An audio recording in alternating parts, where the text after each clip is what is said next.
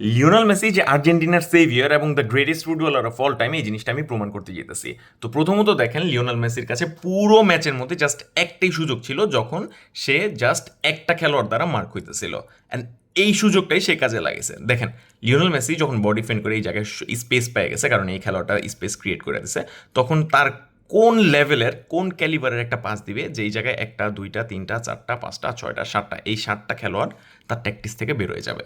And এই জিনিসটা দেখার আগে আপনারা একটা ফলো দিয়ে রাখেন, কারণ ফলো দিলে অবভিয়াসলি আপনারা এই ধরনের অ্যানালাইসিস সামনে দেখবেন। How ever, let's go. দেখেন, যখন এই যে দেখেন, যখন এই স্পেসটা ক্রিয়েট করছে, কেউ কোনো দিন কোনো ধরনের ইজিপশিয়ান প্লেয়ার চিন্তাও করে নাই 1 2 3 4 5 6 7 এই সাতটা খেলোয়াড়কে যে লিওনেল মেসি গুনবেও না এবং সবার উপর দিয়ে এটা পাস দিয়ে দিবে। তো আপনারা যদি দেখেন, এই দেখেন, এইটা এতগুলো খেলোয়াড় কোনোভাবে চিন্তাও করে নাই যে এই ধরনের একটা পাস আসতে পারে, যেটা নাকি পুরো একটা টিমকে ট্যাকটিস থেকে বের করে দেয় এবং ক্রিশ্চিয়ান রোমেরোরে 1v1 করায় দেয় with a header. And this গায়, এই ছেলেটাও তো গোল দিয়ে দিছে। হাওয়েভার, আমরা যদি পরবর্তীতে দেখি, শুধু এবার একজনকে দেখছি মেসিকে মার্ক করতে।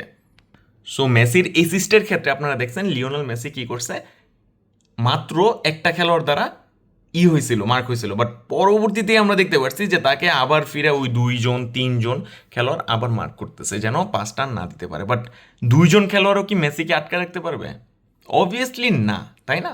তো আমরা এই জিনিসটাই দেখতে যেতেছি। দেখেন, যখন সে বলটা পায় লিওনেল মেসি, দেখেন পাসটা যখন দেয়, একটা আনবিলিভেবল বল আসে, এই যে আসা পড়ে। So this is peak Leo Messi. এবং শুধু তাই না, এই বলটা দেওয়ার পর মেসির কিন্তু দেখেন কোথায়, ডি বক্সের বাইরে, এবং সে সামহাও এই জায়গায় তার নিজের পজিশনে রাইট উইংয়ের মধ্যে সময় মতো পৌঁছায় যাবে। লিওনেল মেসি নিজের গোল নিজে বানাইলেন। এই যে দেখেন, বলটা যখন তার থেকে আবার ফিরে আসছে, লিওনেল মেসি এই জায়গা থেকে এই জায়গায় এসে পড়ছে এবং লিওনেল মেসি শ্যুট করবে, এটা গোলও হইব। সো চিন্তা করে দেখেন এই জায়গাটা, একটা, দুইটা, তিনটা খেলোয়াড়। এবং আমি এটার আরও বেটার একটা অ্যাঙ্গেল দেখাই।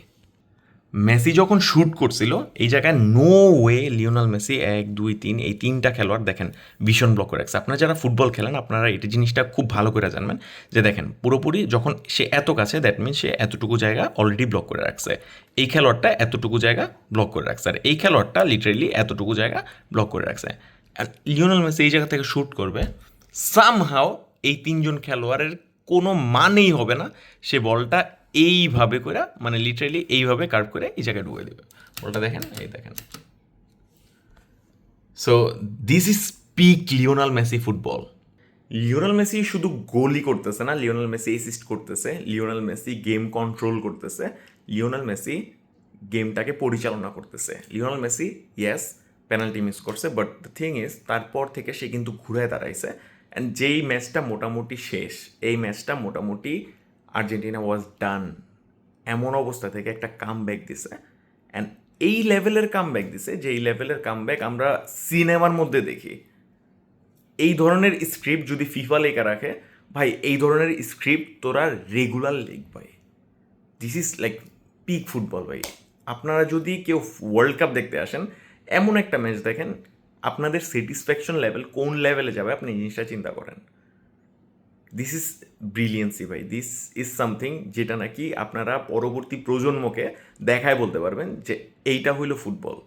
একটা গ্রেটেস্ট ফুটবলার, একটা কমপ্লিট ফুটবলার কীভাবে ফুটবল খেলে, লিওনেল মেসির এই ধরনের স্কিলগুলারে আপনার দেখাইতে হবে এবং দেখায় বলতে হবে যে this is peak football. However, let's see, আমরা আরেকটা ভিডিও দিব না যে ম্যাচের কন্ট্রোভার্সিয়াল জিনিসগুলো নিয়ে। সো ততক্ষণ পর্যন্ত পিস।